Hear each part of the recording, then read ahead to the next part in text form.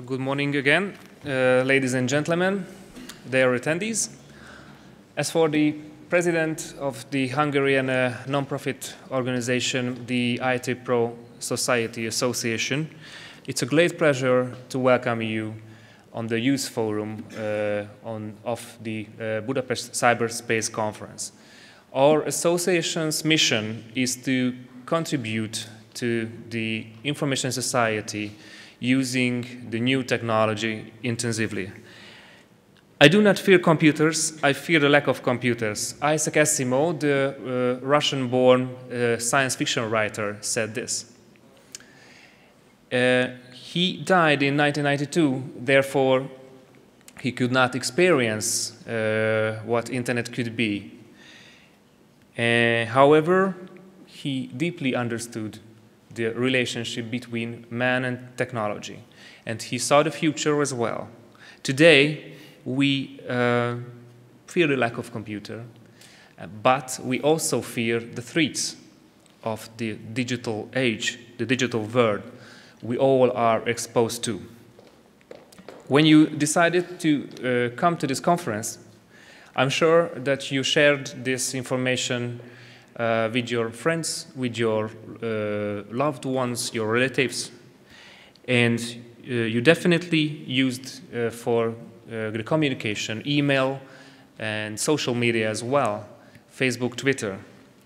You mainly used services from the cloud, and I'm sure that you didn't care about where these data are, how the network works, how your communication works at the background. You did not care where the servers providing you this service, where are on the planet. Honestly, there is a generation who cares about this issue. This generation is older than ours. For us, these details are not interesting. Which is the proper approach?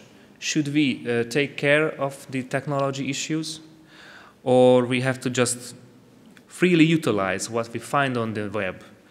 We have to simply just use the internet as intensively as we can. Young man, in mathematics, you don't understand things, you just get used to them. This saying is from John von Neumann, the Hungarian-born scientist, whose pioneer role in computing is undisputed. For him, mathematics was as natural as taking the breath. When I'm wishing you a very successful conference for today, I also hope that by the end of the day, for you, it will be more clear what opportunities and what threats are on the internet for you, individually, not only for today, but also for tomorrow. Today, on the Youth Forum, we will cover 4 topics: e-participation, the social problems, economic possibilities, and IT security issues. We will listen to 4 keynote speeches about every topics at the beginning, and then we will listen to a video presentation of a European Parliament representative, and after that we will make smaller groups, and in workshops we will deeply dig into these topics. First, I would like you to listen to a presentation about the e-participation topics. Now, posting on a subject on the Facebook, writing a blog entry can make more effect on a social issue, can reach more people than a traditional press conference, especially in the local government issues. In the same times, blogs, multi-author blogs, social media can cause nightmare sometimes to the politicians, can ruin governmental strategies in a short time. Because this internet is free, and sometimes this internet works a different way than the politicians or the decision makers thinks. Necessarily, these politicians appeared in the social media with ideas trying to solve problems, but possibly we need rather the contribution of the authorities, of the decision makers, of the politicians with the people of the net than just seeing the overwhelming post of the politicians on the Facebook. E-democracy is not only electronic election. E-participation is not only being on the social media and react to some issues. So what's the internet and what is e-participation today? I ask you to listen to the keynote speech of Zahid Jamil, barrister at law from Pakistan. Please.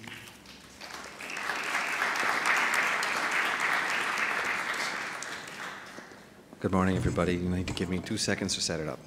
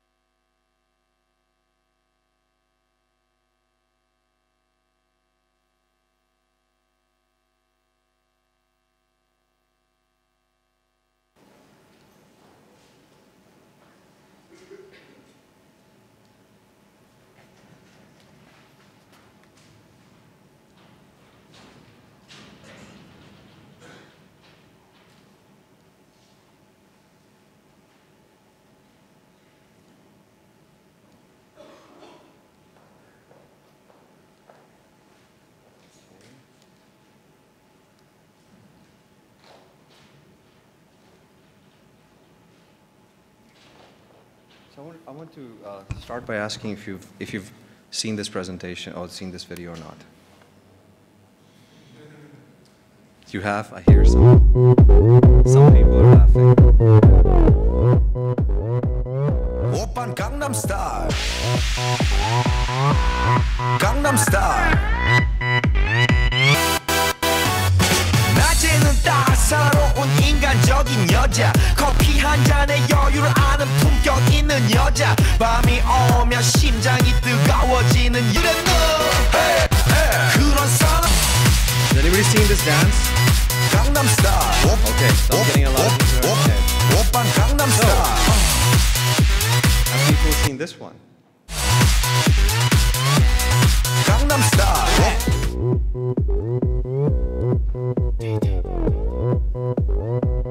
Dudum Shuni Style.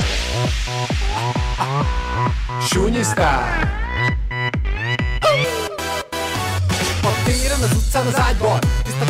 Is that Hungarian? Because I don't speak Hungarian. This video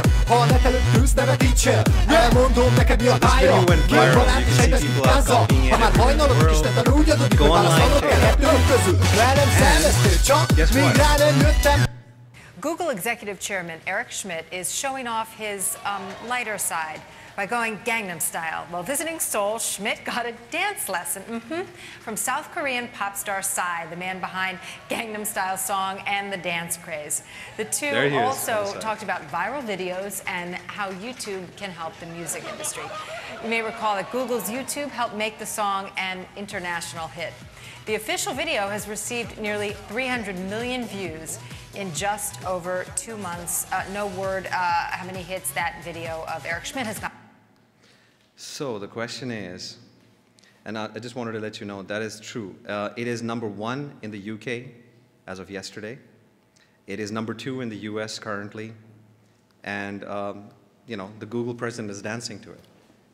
There was even an incident between two gangs who were dancing against each other, and it led to a shootout. And it was a big incident. I mean, you can look all this stuff up. There's a prison in Philippines where the whole inmates got together and actually did this whole dance as well. So it's interesting how something that was only on YouTube, and it wasn't broadcasted, it wasn't put into CDs and sent around, has actually arrived here in Hungary, in the Philippines, and we have presidents of Fortune 500s dancing to it. It's incredible. So anyway, that gives you an idea how you can participate. This is someone from South Korea. It's not an English video. It just went viral, and huge participation around the world.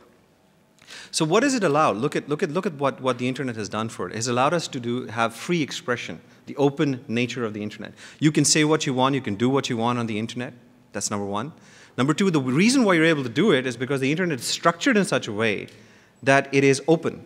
There are no restrictions on how and what you can do necessarily until, well, some people are trying to build them, but not yet. And that is what has allowed you, as the youth, to basically participate and to actually be able to innovate on the net. That was an innovation. And innovation on the internet tends to be a lot of times without permission. When I was growing up, everything I did, I had to ask for permission. If I was in school, everything I wanted to do, I had to ask for permission. Whether it was even watching a movie or doing anything, the internet has changed that. It has given the ability to the youth to be able to do things without the necessary permission.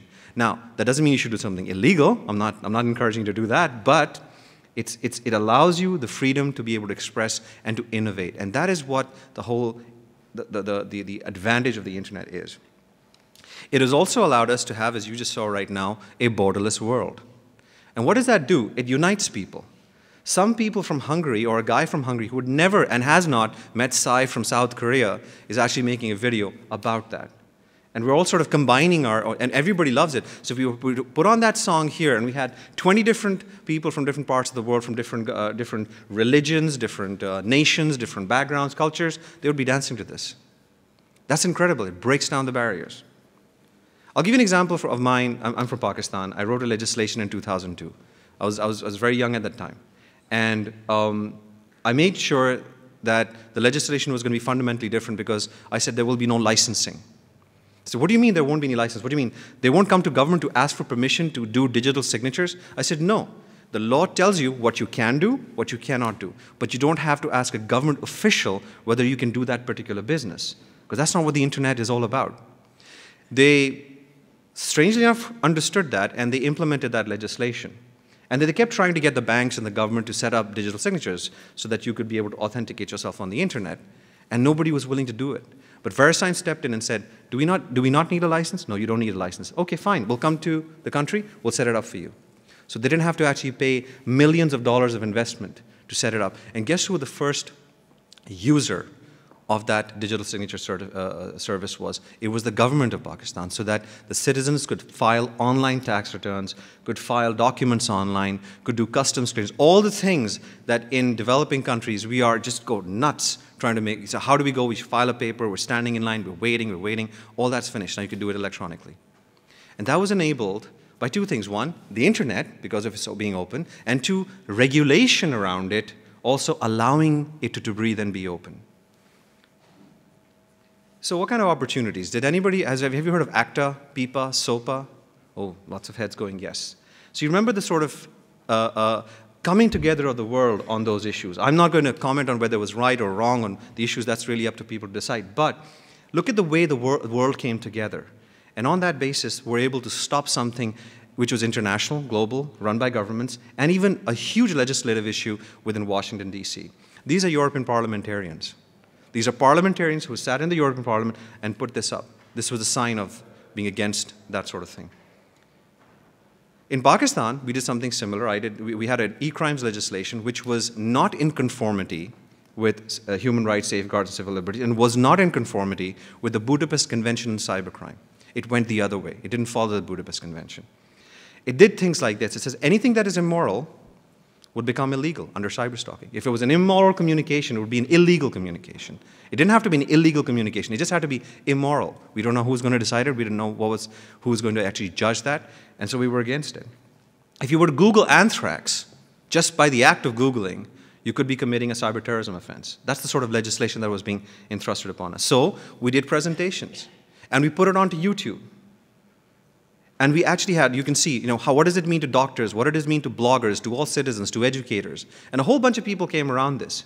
And eventually the Parliament committee objected to it because now they knew they didn't have to call people to speak to them. They could just go on YouTube and figure out what this was all about and what the objections might be. It was easier. And so the legislation was defeated. And now we are preparing a good legislation which is around and circled around the Budapest Convention on Cybercrime at this point in time and is agreed I was there 2 weeks ago, and I was part of the draftsman team. I'm actually the core draftsman for it, and I was able to make sure that even industry, government, law enforcement, all around the table said, yep, this makes sense. It's not this, so it's changed. Look at what difference a YouTube video, etc. can make. Now, you've heard of the Arab Spring. We call it Revolution 2.0. In Arabia, Libya, Algeria, Bahrain, Egypt, Tunisia got together. But the Revolution 2.0 was driven by Twitter. It was in the streets. It's written on the signs.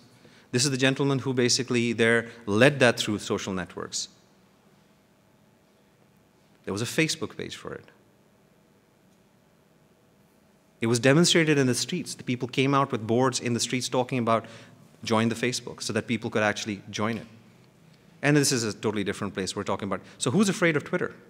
So suddenly this social network started having an impact of youth. We're not talking about people who may or may not be allowed to necessarily vote under law, but were able to participate.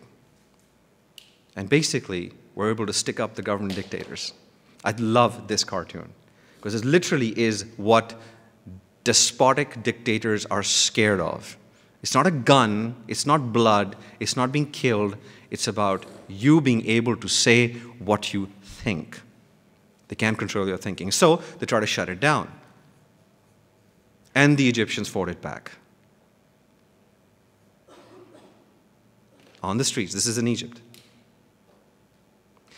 There's a sense of responsibility that comes with e-participation. You got to stay with things like terrorism. There's a whole bunch of negative side, and I'm sure people in cybersecurity are going to deal with some of those aspects. You could actually join Al-Qaeda, or you could be the network service provider. He was caught in Shepherd's Bush, this young boy, and he was arrested and he was tried for terrorism because he was actually running the network for Al-Qaeda. You could get bomb-making videos also on the internet. So there's a dark side to it. You can get terrorist training videos.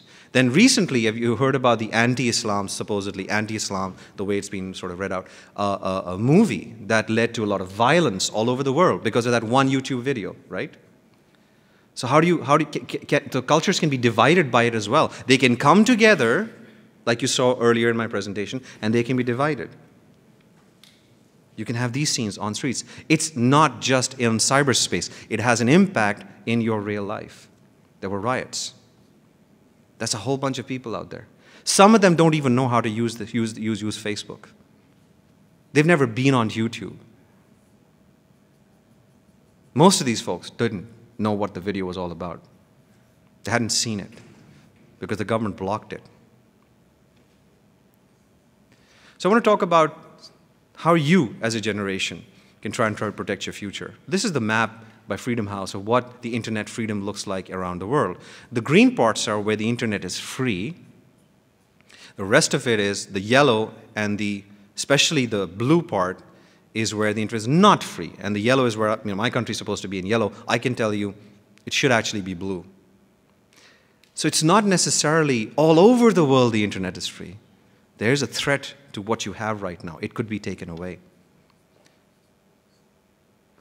And there are people out there who are saying, well, maybe we won't cut the whole internet down, but we'll start taking pieces out. Content, things like that. And it's good for you because you don't know what you need to be protected by. Your kids, you have no idea. Sometimes you go onto YouTube and told, sorry, the video is not available in your country. Suddenly it's not global anymore. In some countries like mine, it's been blocked completely. You heard of the Great Wall of China? So we're building borders now, suddenly. Suddenly it's not going to be so simple. It's not going to be easy for South Koreans to just get their video out and Hungarians to necessarily see it. But maybe in this country it'll be free. But what if it's not allowed to get out of South Korea, as an example, for instance, or elsewhere? So now you have the opposite. You have restricted expression possibly happening. You have a closed architecture that will be built, which people are trying to do, which will lead to innovation. I don't know. Will it? But it will definitely, any innovation will have to have permission now built around it. You have to ask for permission before you do things. That's where the future may be heading. It may not, but it may be heading. There's a good risk that it might happen. So the walls will come around us, which is what a lot of countries, where I come from, are trying to do. And that will divide us as the youth. This is an organization called the International Telecommunication Union. It is an organization of governments. Civil society does not get into the room. You guys don't get into the room. business is not allowed to vote on treaty. And it is the ITU here that basically decides what telecommunication law international will be all about.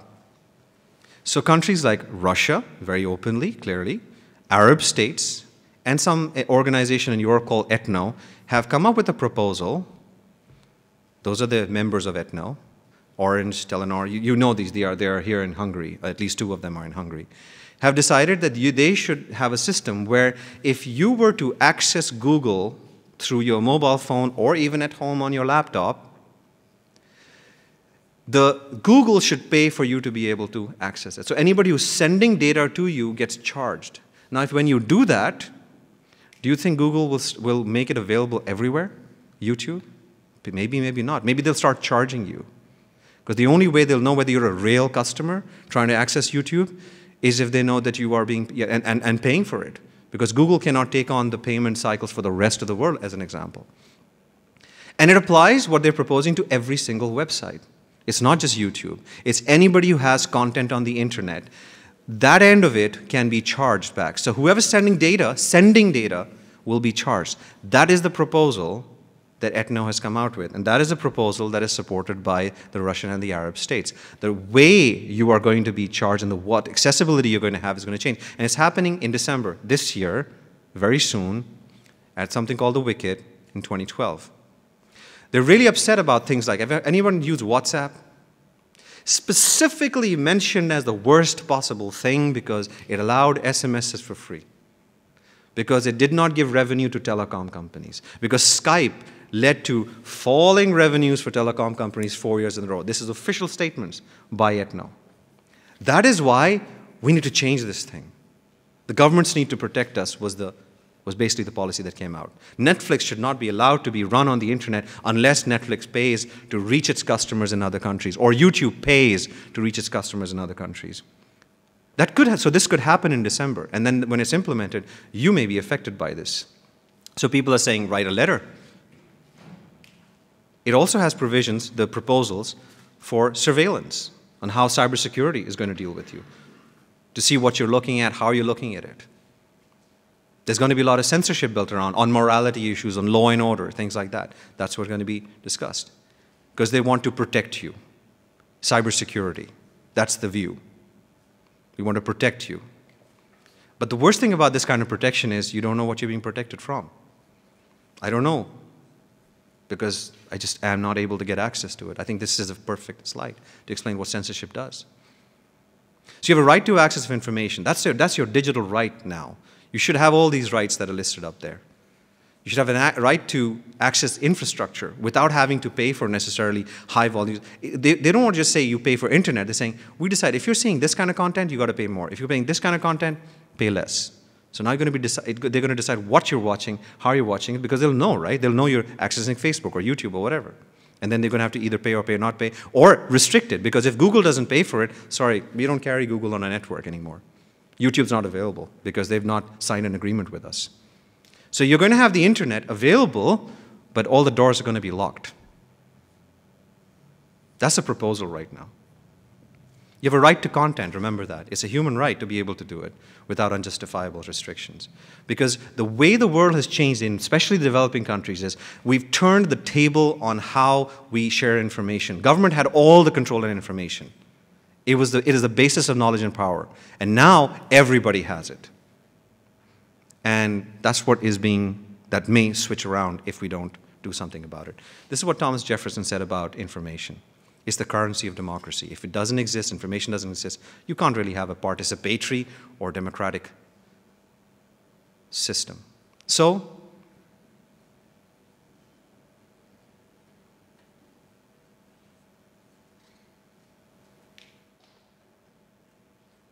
I want to end with taking 2 minutes more, if that's all right, and talk about what your responsibilities are. And this is a little more boring, but it's more serious.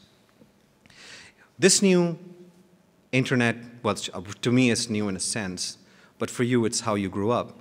It allows you to communicate, gives you the ability, but it should also give you the ability to have tolerance. Because I see a lot of hate speech on blogs, on Facebook, on the way people send messages to each other. You should have the ability to argue with people with logic. That's what you should be able to do with this, not shout abuses at them. That's not the idea.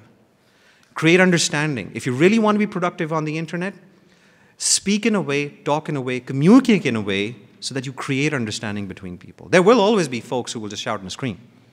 You can't do anything about it, but you shouldn't start doing that. That's very important. You should be constructive. Imagine in a situation if you have put a whole bunch of different people with different backgrounds, different religions together, and they all meet.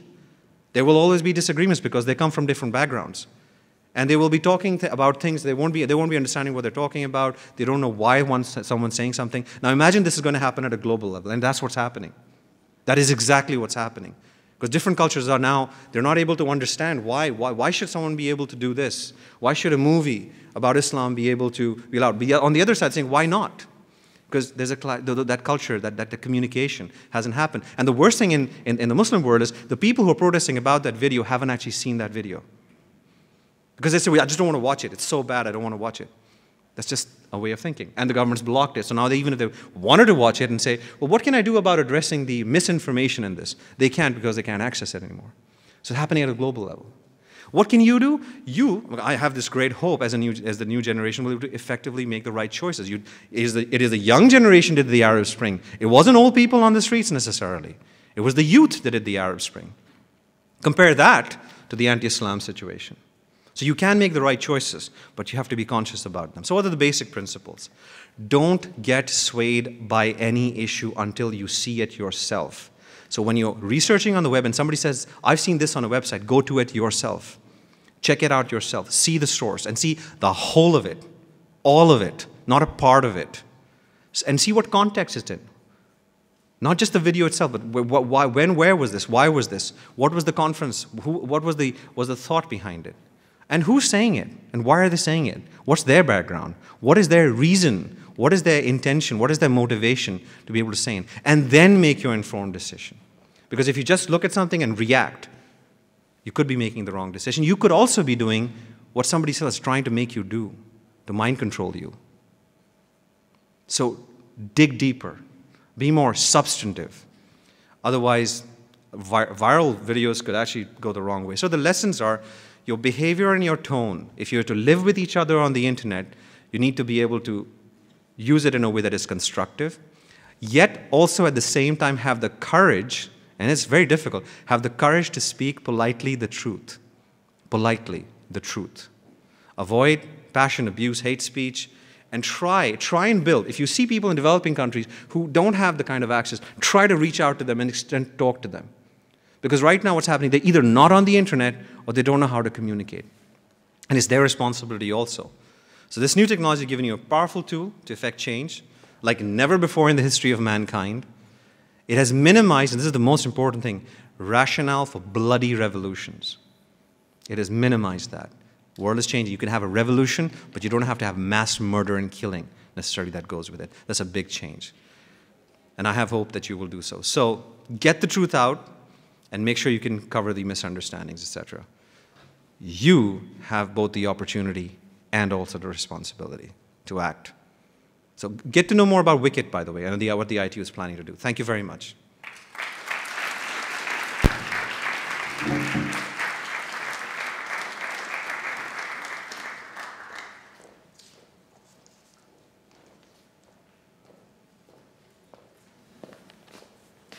Thank you, Mr. Jamil.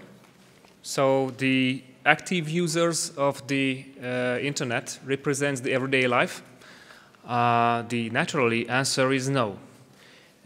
Because among heavy users, the proportion of the people having some extremities are bigger than in the real life. Therefore, we have to learn the communication of the net. Also, we have to avoid widespreading the problems, the social problems of the internet, on the internet. Let me just introduce you to Anka Ruxandra Pandya, the educational advisor of the Council of European Union, who will speak about these social problems issues.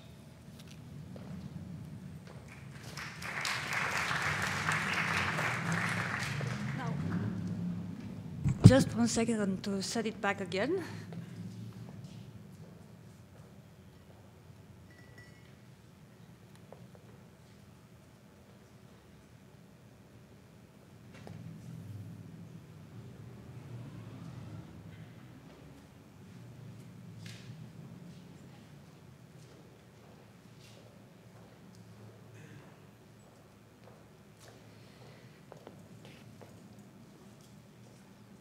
All right. Good. Now, after you've heard this wonderful presentation, and you've heard a lot about governments and what they are trying to do, I'm the unhappy winner of the ticket, of having to speak on behalf of an international organization, which is actually an intergovernmental organization. So, not very lucky position to be in. But I know that the title of being an educational advisor for the Council of Europe is not necessarily very explicit, and I often get the problem of explaining to people what do I actually do in the Council of Europe, which I guess it's a problem that we might share here, because I guess explaining what a youth worker does or a youth trainer does is also a problem for some others in this room. Now, it's often the case that people think that international organizations are not very much on top of things when it comes to the internet. But I hope that I'll convince you that this one is a bit, ahead of its times. I do non-formal education, so I'm not a very big fan of this sort of very formal presentation, so I would like to propose a bit of gymnastics. Because also I will not have a lot of time to meet each and every one of you, and I would like to map a bit the scene here. So I will introduce myself, I give a couple of statements, and if the statement also applies to you, then I'd like to ask you to stand up, okay? Is that clear? Yeah? Cool, I see nodding. So I am a Facebook user. I really promise gymnastics. Okay, now you can sit down. I don't see anybody actually sitting down. Maybe some, okay. Then a Twitter user, let's see. Well, less people in the room, definitely.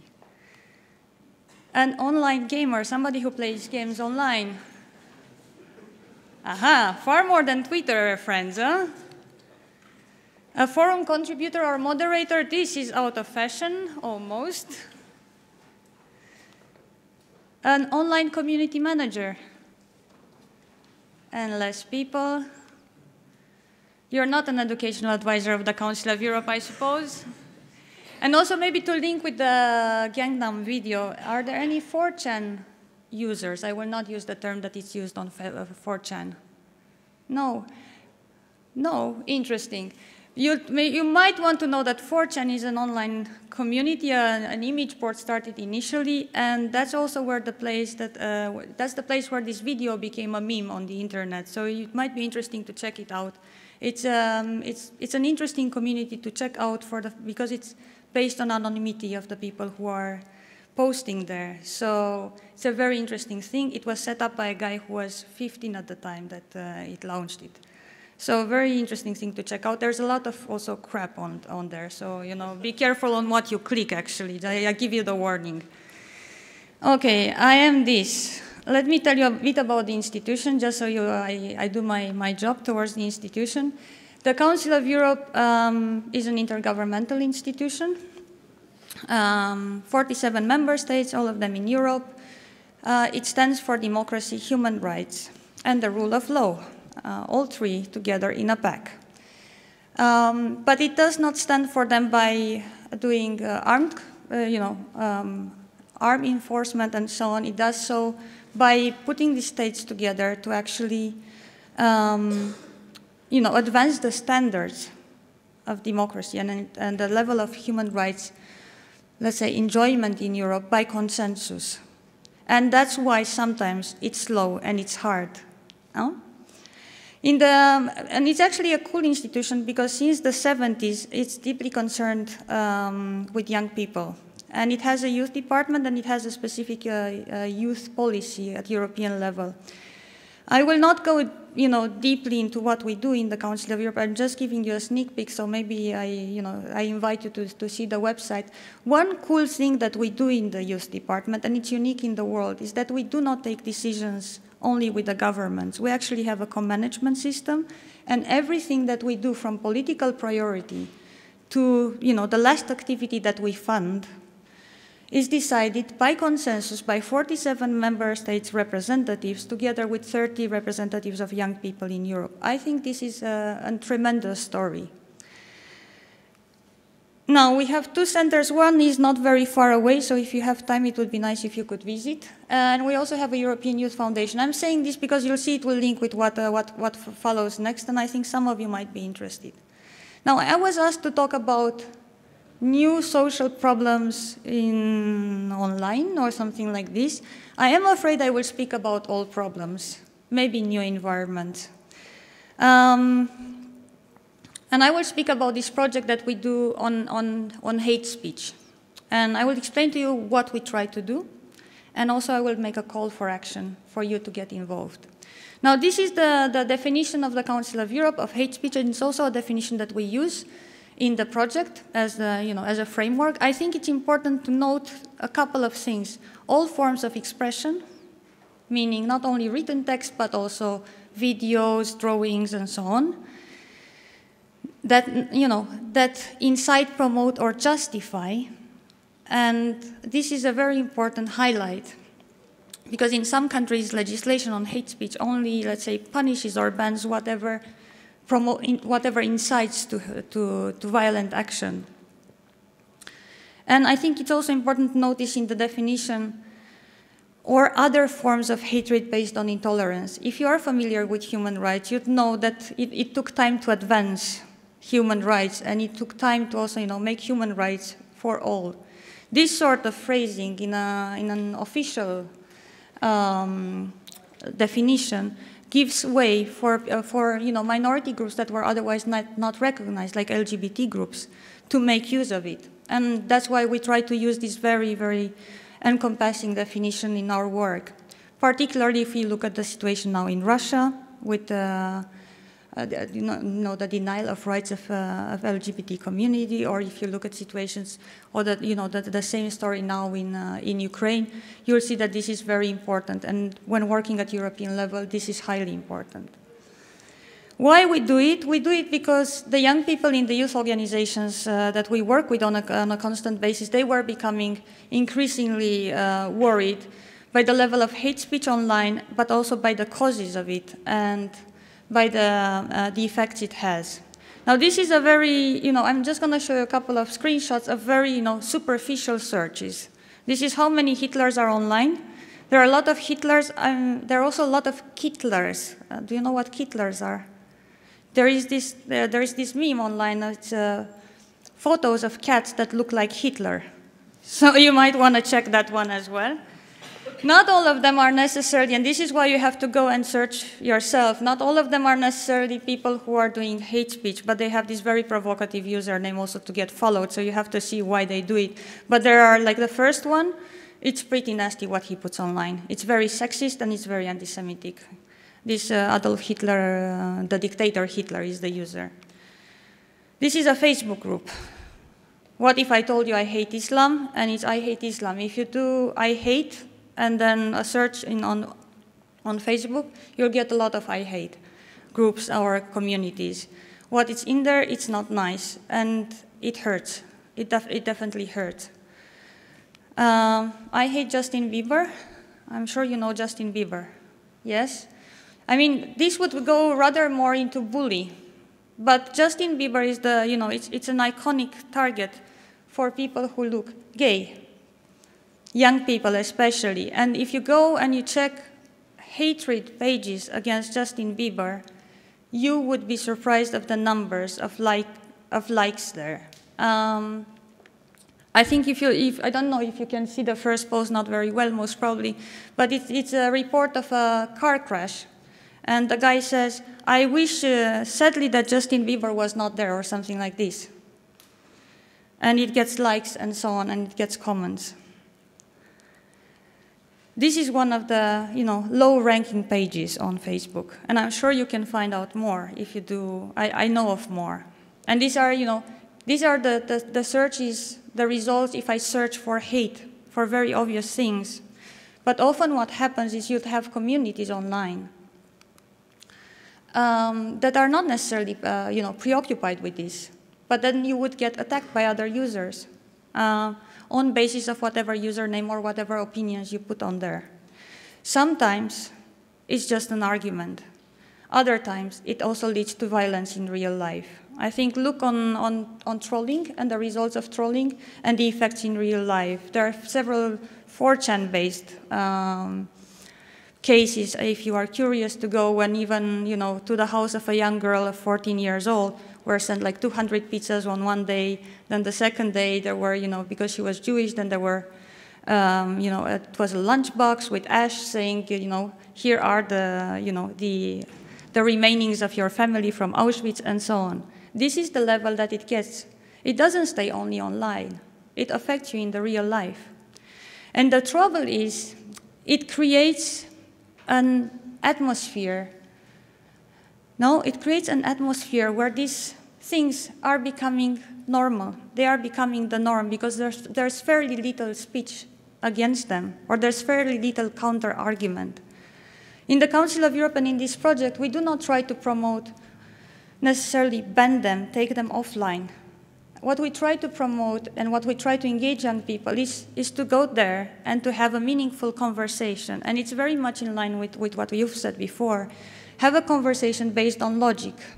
Have a conversation in which you actually try to meet the other one. Sometimes the racist, but it's not, if you do human rights education like I did for many years and not necessarily online, you know that there is no preacher and people to be converted to human rights. We tend to get a bit, like this sometimes because it takes time and you see a lot of crap. But if you really believe in human rights, if you really believe in equality, then you would engage with everyone based on those principles. We're not there to smash people's faces and tell them you're not right, to ban content. But we are there to also provide to these people, who are a minority, by the way, this principle, 10% in one extreme, 10% on the other extreme, 80%, somewhere balancing in the middle. The point is to actually offer, solid arguments to those 80% and get them on that side, or at least inform them that there's another point of view. It's a bit like, sometimes I was talking with one of the participants in one of the training courses is from Hungary.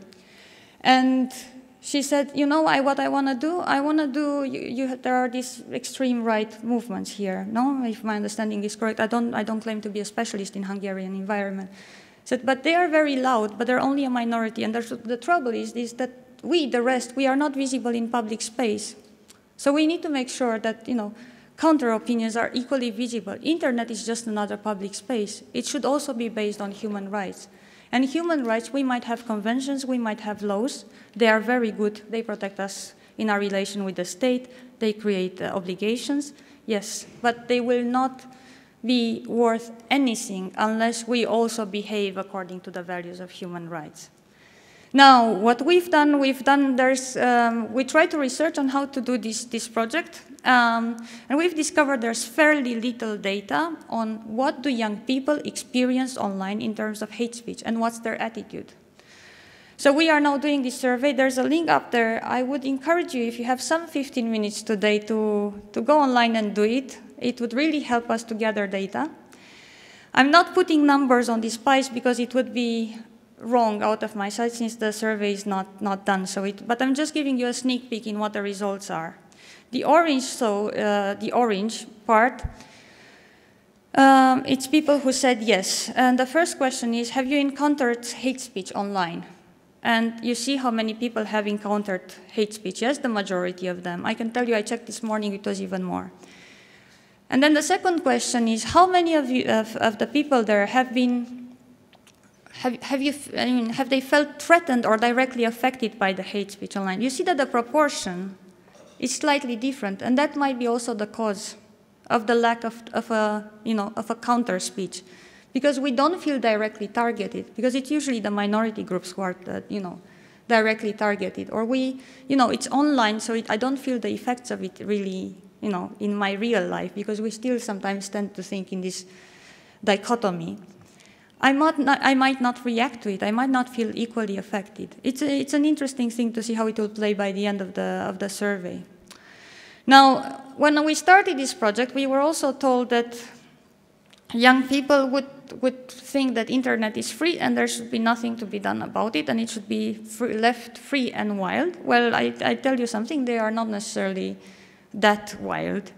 Because in this question, we asked them, what should we do about hate speech online? And the majority of people in orange, they say, we should oppose and fight it. The blue says we should control and monitor it. Very interesting approach, you'll see. Then the violet one says we should forbid it. The whatever reddish story is, we should punish it. And the green minority says we should allow it without restrictions. There are various ways to go about hate speech. I mean, you can put a complaint, you can ask for some content to be removed. This is, acting after things have happened. This is usually the trouble with speech, that you usually act after it has been put out there. But the other version is censorship, so that one cannot do. I think we have seen some good cases of European legislation. I think when it's a real call for violence and there's enough potential for this to actually happen, I think it should be taken down. Otherwise, I think it should be debated. And I think that's also mainly the opinion that we've had, also among the people we've worked so far. Now, what do we actually do in this project? And it's a bit of a good practice and an invitation. These are a bit of our objectives. There's all this crap online, but there's also the good sides, and you've seen the good sides before. And I think you know them. We all know them, and it's a huge opportunity. I think the point here is not to say internet is bad, stay off. So we try to engage these young people who are online activists, who are already, engaged in the environment to get, to take action against hate speech and against the causes of hate speech, which often are, racism and discrimination. This is what we are discussing about. Then we're trying to map what's actually going on and to have real empirical data, because this is also very relevant. We also want to have a network of human rights activists, which is more likely a community online that keeps the discussion alive. And we're trying to run an online campaign against racism and discrimination, and this, I can tell you, it's a huge innovation in the Council of Europe. And hopefully, we try to contribute to the democratic governance of the internet. And this is, put in freely in terms, this is how the internet should be governed. For two reasons: that the hate speech is not, even though there's an additional protocol to the Budapest Convention, which is not very much necessarily worked upon, and it's also the fault of the institution. And secondly, there's a fairly little young voice in the discussion about the internet governance. I think these events like this are a very good example that youth voice gets to be more mainstreamed. We think youth should be invited to be part of the decision making in this, because it's your internet as well, maybe more than the internet of the government. And it's the internet you'll have to use. So it's very important that you're in the discussion.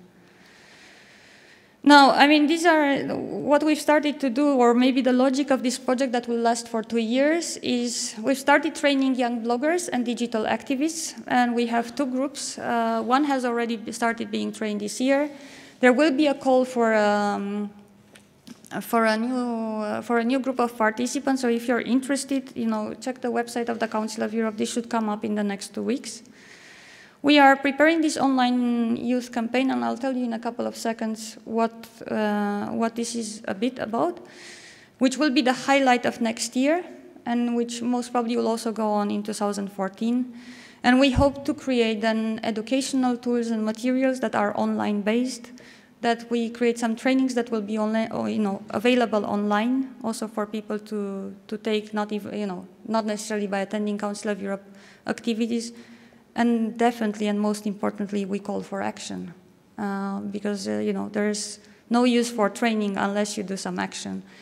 And as a result of this, we'd like to see some policy changes. We'd like to see youth work online being mainstreamed into youth policy and youth work, and what governments do and fund, because I think that's a huge area to involve ourselves. And we'd like to see some changes in the way human rights are applied to the online space.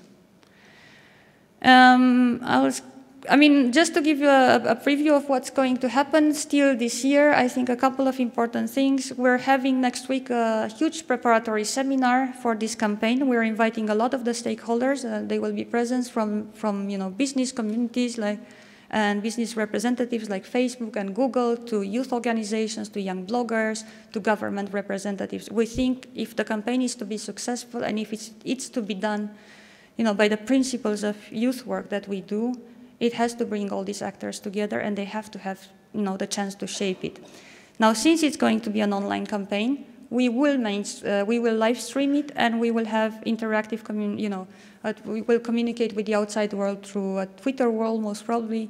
And I kindly invite you to go to the website. I'll make it available to the organizers and participate, because I think it's important that you, also having the experience here, have your say in this campaign. Still in Budapest this year, the European Agreement and Norway grants, together with the Council of Europe, will give a lot of attention to hate speech through another high-level conference, but also through a workshop devoted to young leaders who would like to take action. And this will be really a workshop devoted to create projects that will run through next year. And we will be present in the Internet Governance Forum, which is the global forum to discuss the way Internet is regulated, which is taking place this year in Baku in Azerbaijan, which should be fairly interesting as a location to discuss freedoms and human rights. So you might want to check that out. They also have a youth event, and it's particularly interesting to see the topics of discussion. And there's also a way to interact with them online during the event. Okay, this is next week. I've already told you. What can you do? I think what you can do small things to start with. They are always important. We tend to neglect them. You can complete the survey. This is my call to you. If nothing else, if I didn't convince you for more, just give a bit of more data to know what you experience online and how you would like to see it have, how would you like people to take action in respect to that. You can get involved in campaigns at national level. The campaign will be a European road, but there will be national campaigns, because obviously some of the issues are more specific to one country and to another one than to the other. For example, I would say, homophobia should be an issue potentially for some of the countries. For others, it could be Islamophobia or immigration and so on. You could join the next training course for bloggers and online activists. From what I read, you should have the right profile. Or you can contribute online to the preparation of the campaign. And you can also propose the way you'd like to get involved, because I might have lacked imagination this morning when I put this slide on. This is what I wanted to share with you. I am afraid we don't have solutions. We don't know how. We have, I'm not here to present you tested solutions, because I don't think we are in that stage. I think ever since Web 2.0 came, we operate in beta. So we constantly, test. And it's, our resistance and our determination to constantly improve and stand for what we believe in that will make campaigns like this one or others successful. Thank you.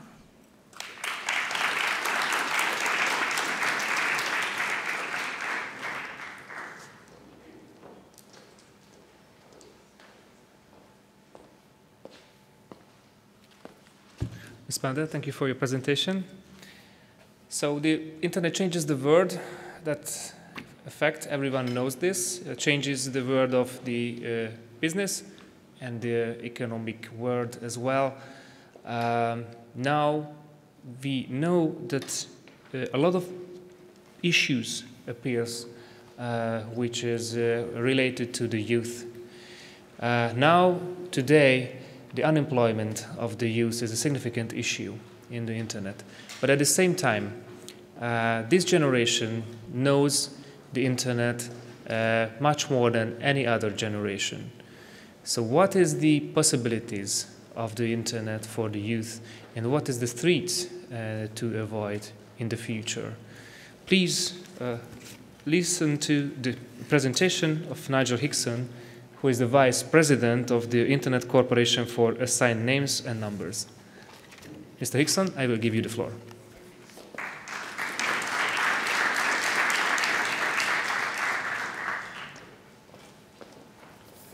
Well, good afternoon. Oh, it's not good afternoon, is it?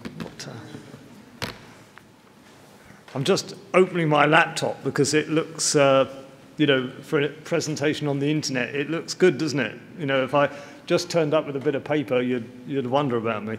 That's better. And the real reason I'm opening the laptop is because I've written the presentation on the laptop because I couldn't find a bit of paper. But anyway, it's really, I'll just open this. Right, it's really delightful to be here. Hello, good morning, welcome. I speak lots of foreign languages, so hello, it's good to see you. That's English, by the way. And you're from lots of places, so I won't, you know, I could spend the 20 minutes just asking you where you're all from and telling you whether I've been to your capital or not and, you know, whether there's any good bars and things like that, but I won't. But you're from all over the place. So let's just see what continents are represented. This is Europe today, isn't it? Yeah. So from Europe, there's a few people from Europe here. Yeah. Good. Yeah. Yeah. Didn't have to travel far, did you really? Easy, isn't it? Yeah. Anyone from Asia? Yeah. Ah, hello, sir. How are you? Asia. Yeah. And Africa? Yeah. I was in Ghana last week. Fantastic. Really enjoyed it. I was only there for a day, but I mean, it was great. Really good. And what other continents are there? Oh, the US. Really? How did it do? The drive? It was okay, was it over here? Yeah. Good. I'm glad about that. Wasn't too bad. Well, it's really good. It's really good that there's a good group of people here. So I'm going to talk about. I'm going to talk a bit about ICANN. I'm going to try and stick to the script vaguely, which is about sort of information communication, what we do. Oh, sorry. I forgot Australia. How could I forget Australia? Who's from Australia? Fantastic. I do apologise. I mean, you know, I tell you what, when you learn to play cricket, you know, I'll remember Australia, okay, you know, but no. That's only a joke an Englishman could tell. No. So I'm going to try and stick to the script. So I'm not going to talk for too long because I want you to ask me some questions because that's much easier. Then I don't have to do so much talking. So first of all, who am I? Well, I'm Nigel Hickson. I work for ICANN, and I'll tell you a bit about ICANN. I work in Brussels. That's in Europe, by the way. It's in Belgium, which is a little country to the right of England. Belgium, good beer. Oh, shut up. Right, okay.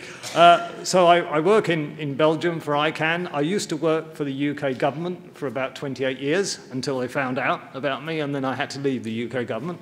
But it was a pleasure working to the UK government. So this time last year, well, it was November last year, I was involved in organising the London conference, the London Cyber Conference, which, of course, this is the follow-on from the London Cyber Conference.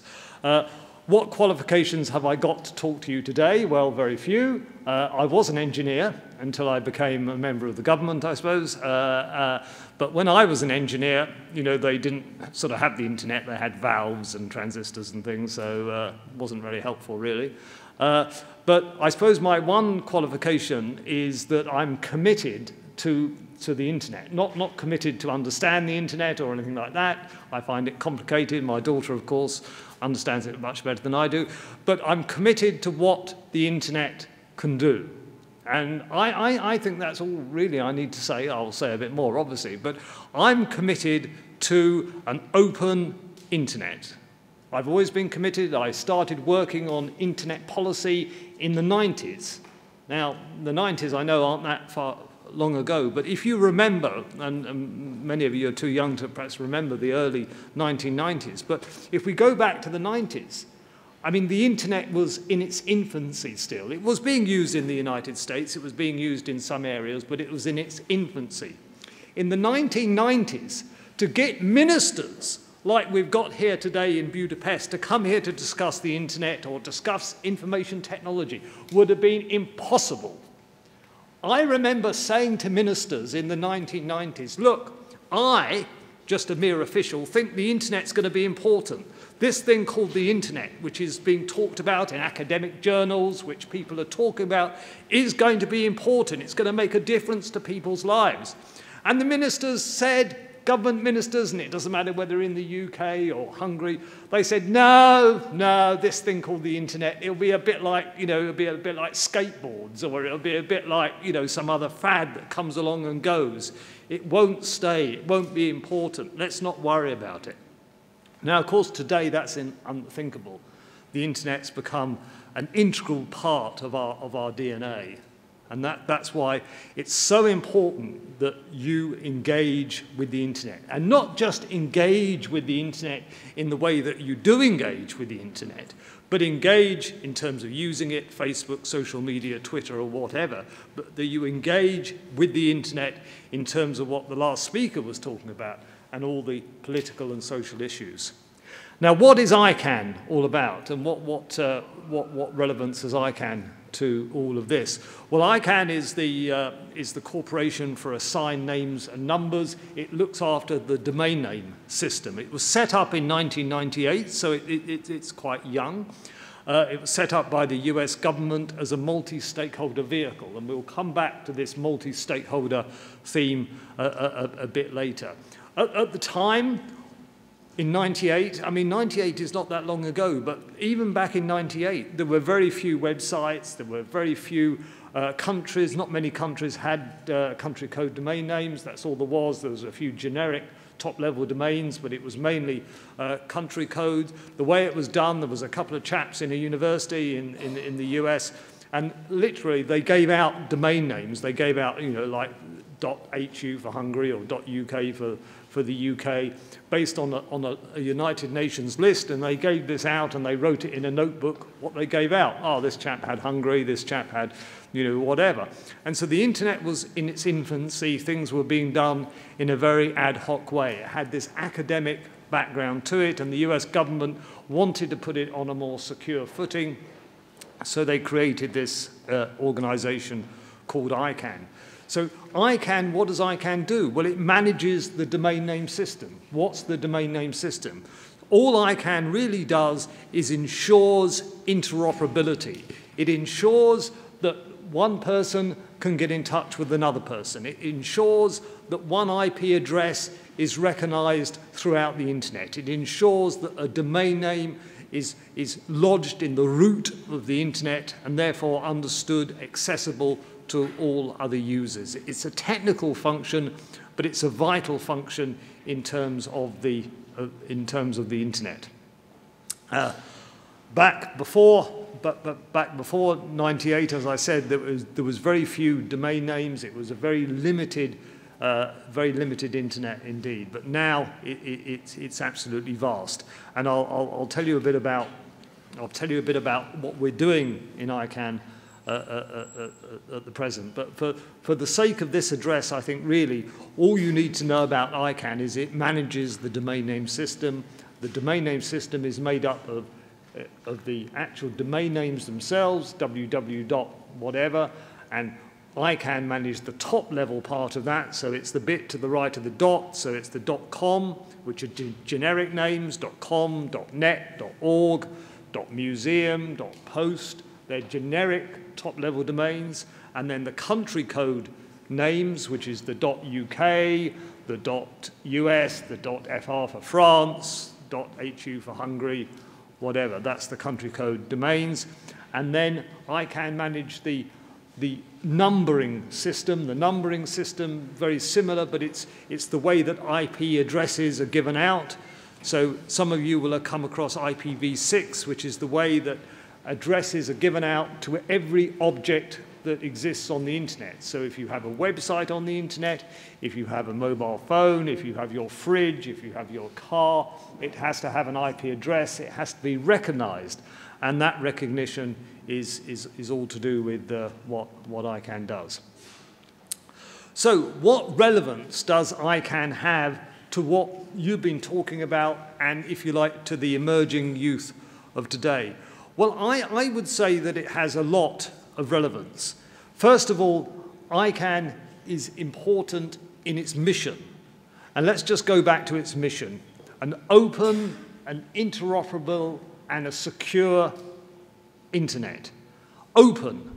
An open internet. What does an open internet mean to you? Well, it can mean various things. But an open internet to us means an internet that people can access. There's content that people can access. That there's a certainty that if you put an application on the internet, that other people can see that application, as long as it's not hate speech or viruses or porn or child, whatever. We're talking about normal content, that the internet is open. Mark Zuckerberg, have any of you heard of Mark Zuckerberg? He's a good mate of mine, decided to create Facebook once. Now, he said at the G8 conference a year ago in Paris, he said something fundamental that struck a chord with me. He said that if he had thought about Facebook 10 years later, he might not have launched it on the internet.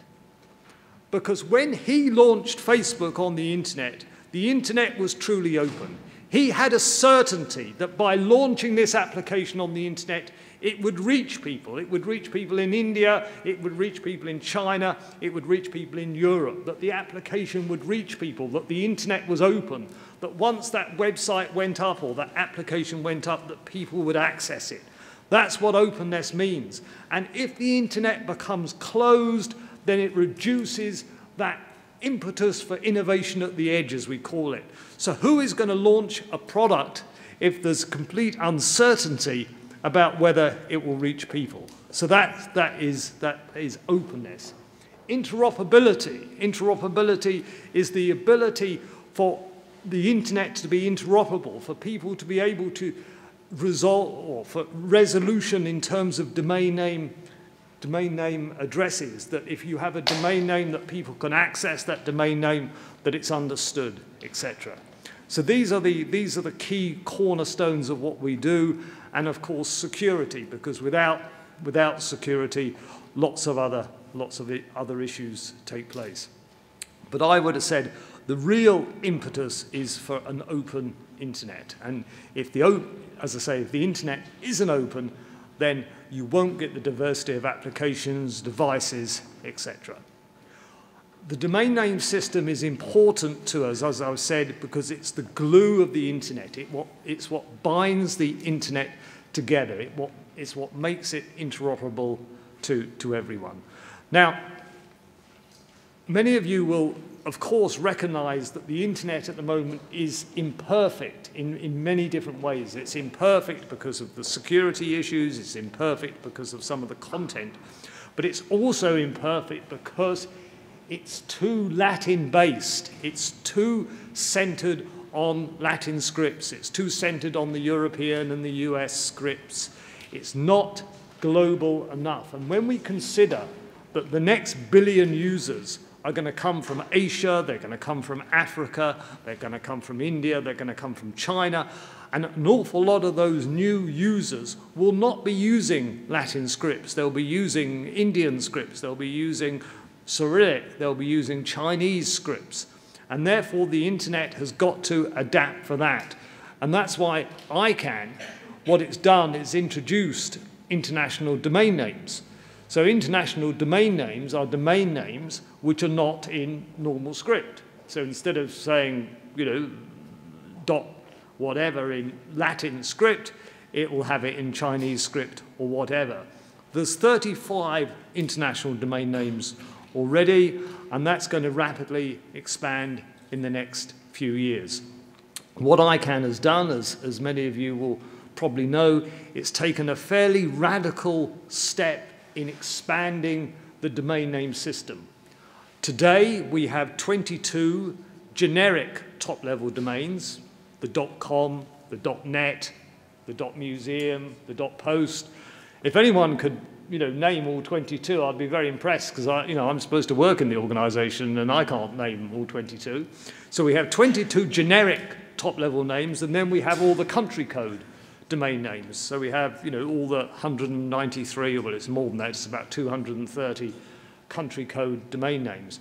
But ICANN is just going through a process where we opened up the domain name system, and we asked for bids, if you like, for other names. And we had 1,930 applications for new names, for .music, for .sex, for .africa, for I'm not saying .sex and .africa together, sorry. .africa, .asia, .paris, .london, .new York, lots of things, company names. 1,930 applications for new generic domain names. And this opens up the internet a lot more. It allows communities of interest to develop. So .music is one of the, is one of the applications, and is one of the applications that's been put forward. So the internet is going to grow in terms of the domain name system when these come into effect. And 116 of those are in non-Latin scripts. Perhaps there should have been a lot more. So there'll be another 116 or thereabouts top-level domains that aren't in Latin script, and that's very important. So, okay, so you might think, why is this strange chap standing in front of us, waving his arms about, talking about ICANN, which is all very well, but deeply uninteresting.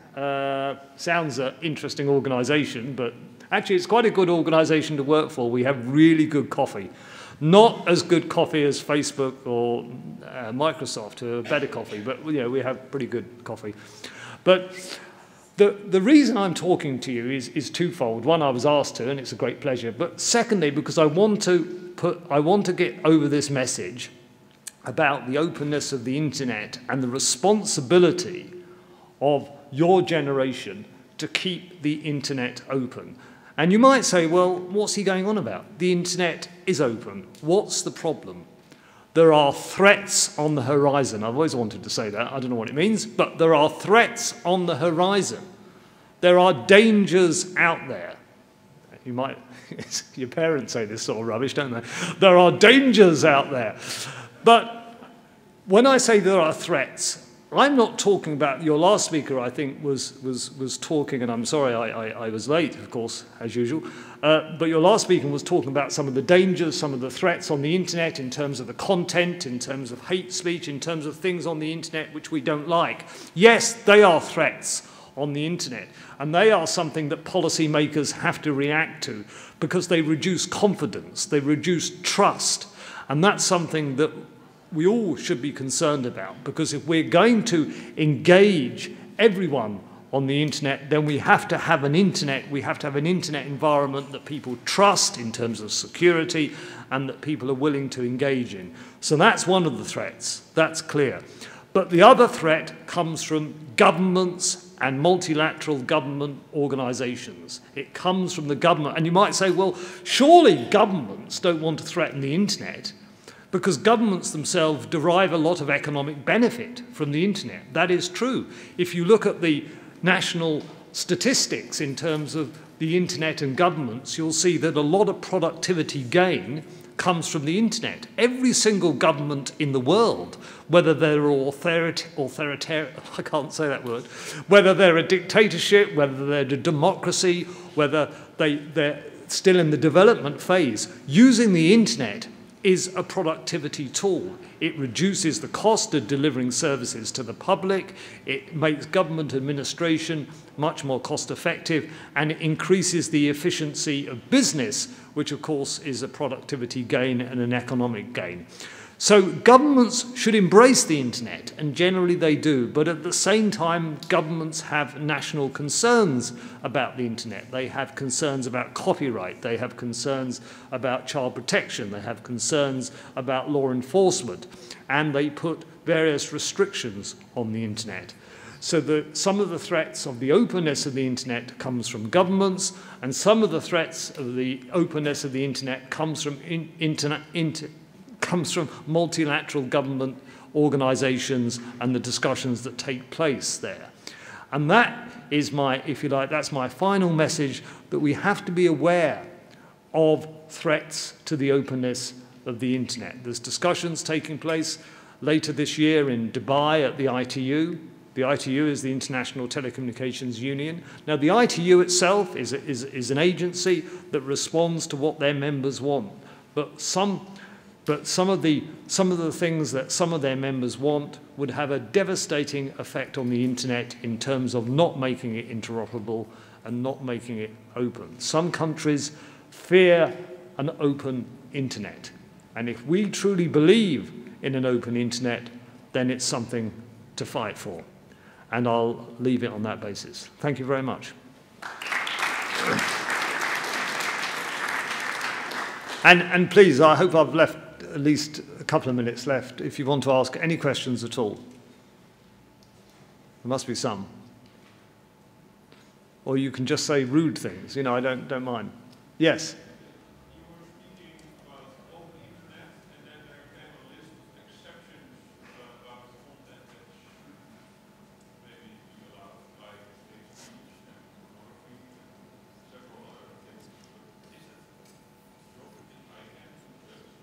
No, and ICANN doesn't make any judgment about the content on the internet. ICANN is about domain names, it's about the organization of domain names and IP addresses.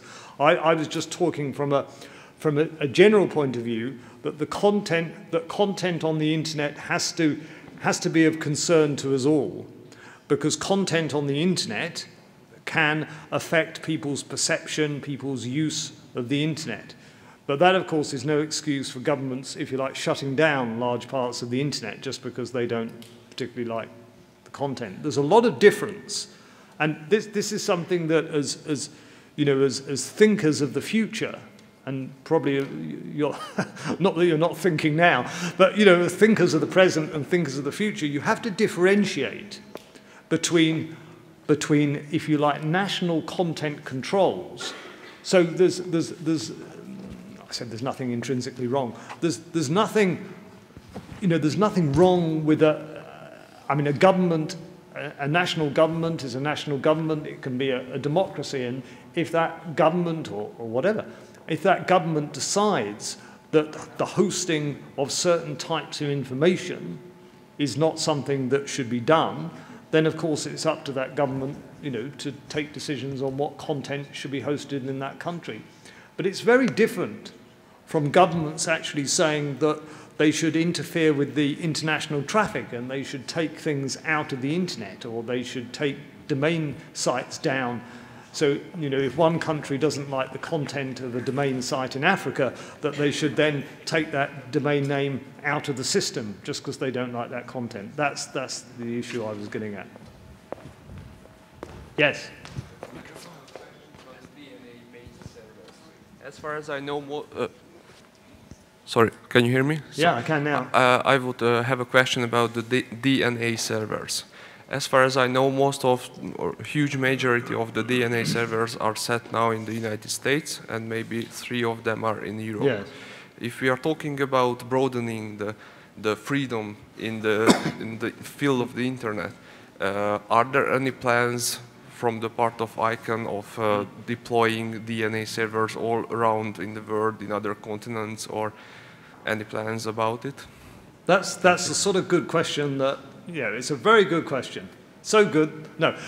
Yeah, so basically the internet, as I say, is run through the root zone file. Think of the root zone file as a bit like a post office, if you like, where lots of letters get lodged, and these letters represent, parts of the internet, .uk and so that post office is in the US. We manage that post office where the roots, where the different bits are put in the root of the internet, and that is replicated in 13 root servers, 10 of which are located in the US and 3 are located in Europe, 1 in Asia. And I mean, this is historical. This is how the internet grew up, and this is part of the inheritance that ICANN inherited from the US, if you like. In time, there's no reason why that should change. I mean, just because those root servers are in the US or somewhere else doesn't affect the interoperability of the internet. No one has ever, the US government, and we've got someone from the US here, only one person, you're from the US, aren't you? You're a bit alone, aren't you, here? You see, the US government, and, we can say many things about the US government, can't we? But the US government are often attacked for, if you like, interfering in the internet. Now, they do bring forward some pretty odd legislation. I shouldn't say that, should I? In terms of SOPA and PIPA, was it? And things like that, which would have had a negative effect on the internet. And they do, through their setting up of ICANN, they have a role in the whole domain name system.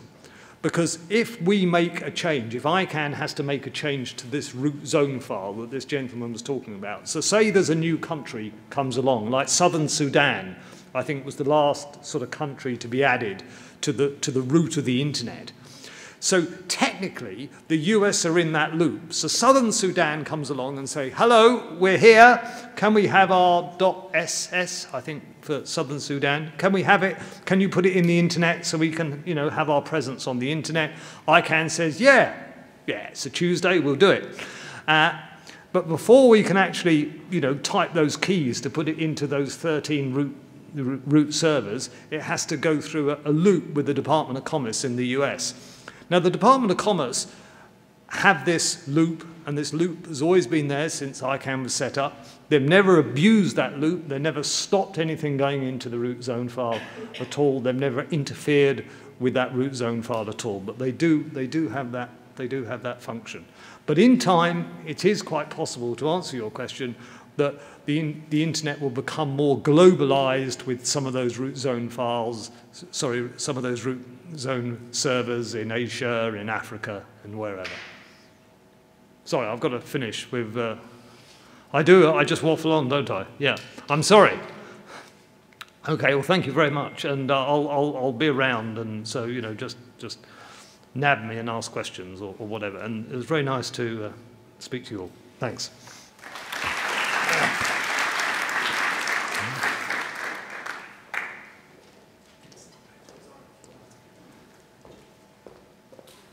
Thank you, and that's a great idea. So after this, the last presentation, there will be an opportunity to ask any of the keynote speakers. So just get ready with your question. So finally, we will cover the IT security issue. And now we know that every young person's life will be an open book one day. Probably this happens today as well, but it's rather much more important in the future, especially if a young person grows up and he or she wants to apply for a job or wants to be a public figure. So, and this is only one issue regarding to the IT security, which we will cover right now. And the keynote speaker of this issue is Mr. Artur Keleti, who is an IT security expert, also the main organizer of the biggest IT security conference of Hungary. I will give you the floor, Mr. Keleti.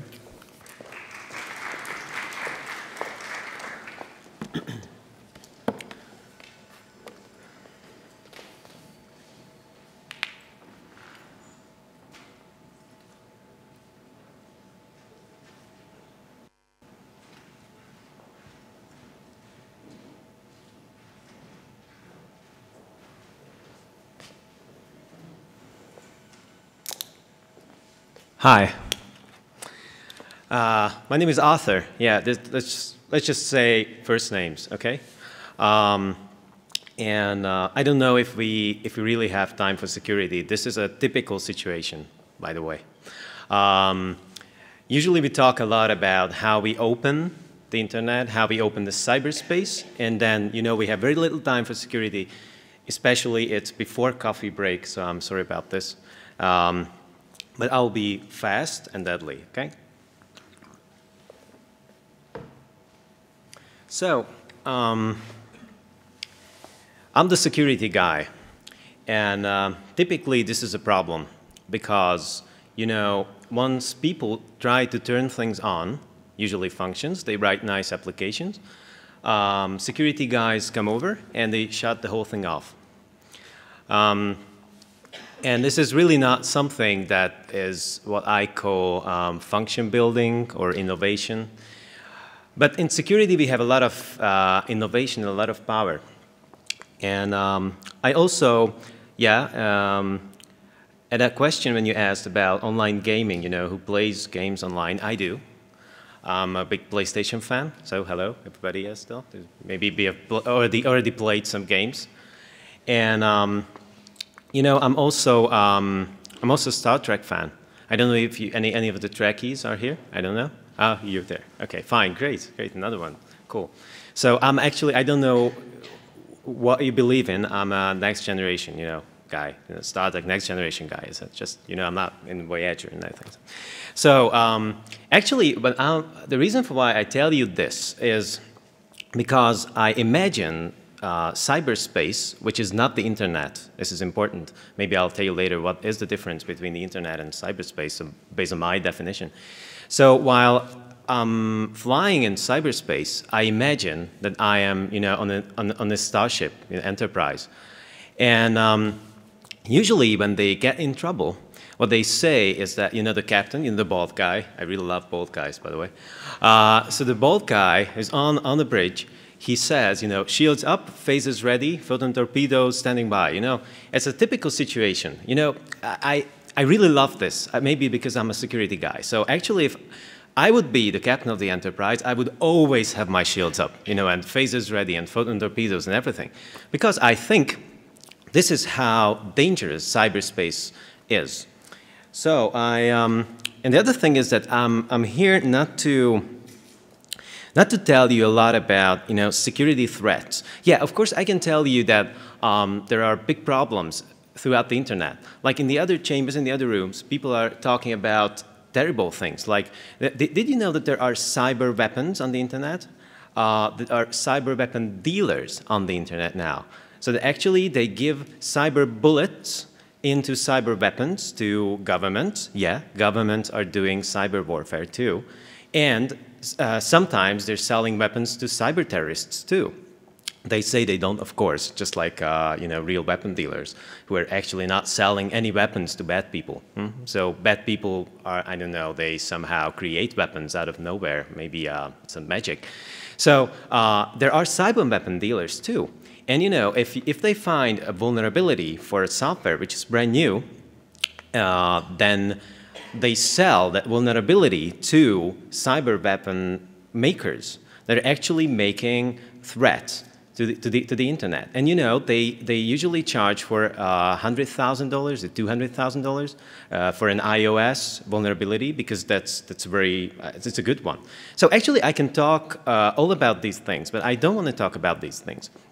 I want to be very practical with you. I want to go down on a level in security awareness. And I know that you are, I've listened to some of the talkings that you did during the breaks, and I know that some of you are deep in security and some don't. So I'm sorry about this, but I'd like to talk to all of you. So I will tell you some practical knowledge on security. So this is how I imagine myself, you know, the cyberspace. They say the final frontier. And I think it's really important to understand that in cyberspace, you know, there's no air around and there's a lot of threat. So we have to challenge these threats. We have to fight with these threats with shields up. Problems of leaving a digital footprint is a big problem in the cyberspace. And I tell you that I'll be honest with you. You know, I would do the same in the other chambers too, because, you know, sometimes security people tend to believe that we understand the whole thing and we can protect you. You know, this is how you imagine a policeman. They can solve everything, right? But that's not right. Actually, you know, maybe you should know this. There's an organization called Cyber Command in the US.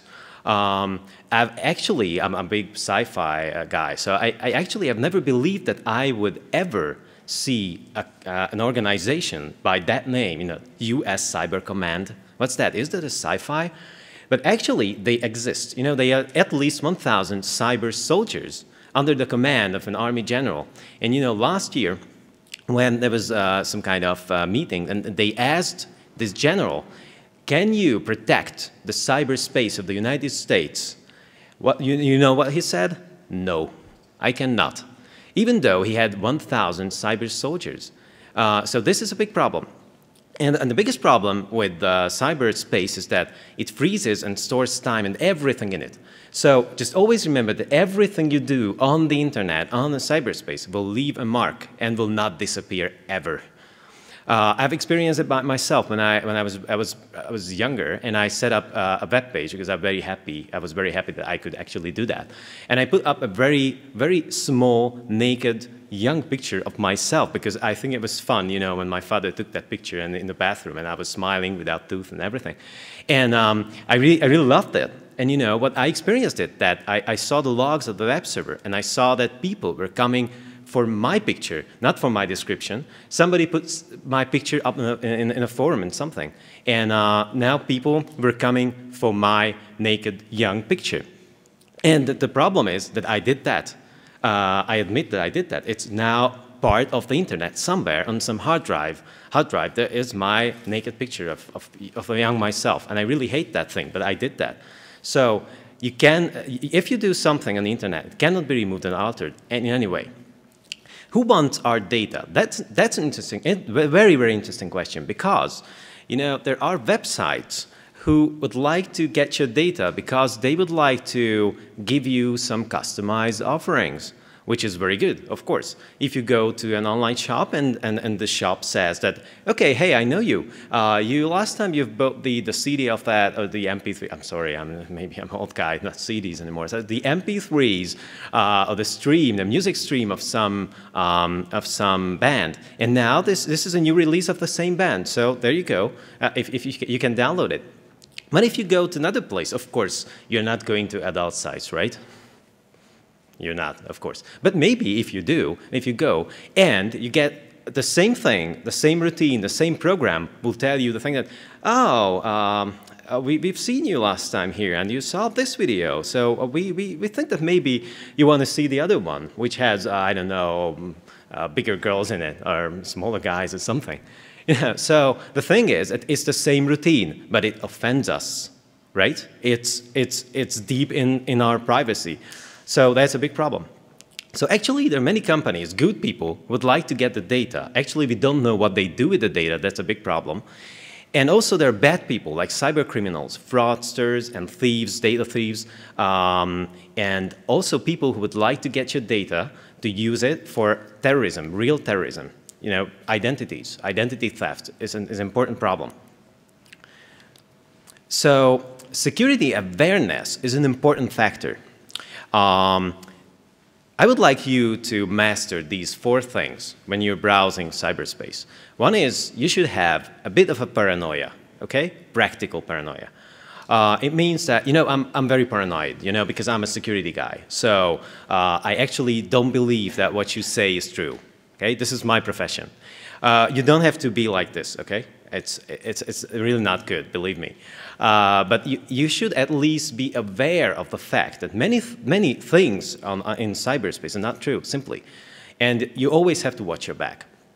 Thinking ahead, everything you do will have some kind of consequence, of course. So you need to be sure that everything you do will not be bad or not cause some bad things. Thinking ahead is important. Reading between the lines. You know, this is a communist country. So we have learned how to read between lines. It means that we know what's behind of the written text and script. You always think, you know, why these emails are coming to me, why these things are told to me.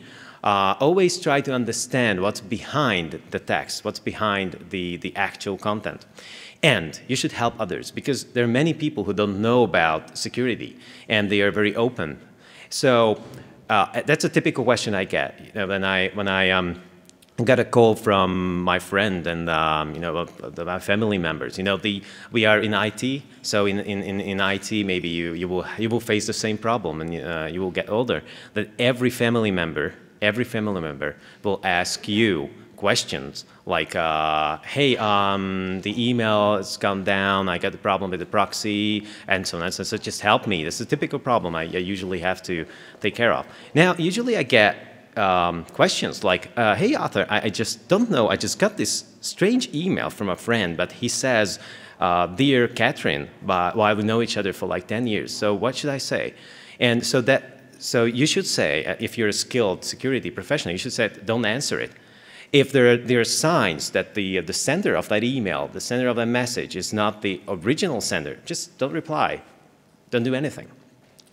Precautions that you need to make when you're flying out in cyberspace. Social networking problems and solutions.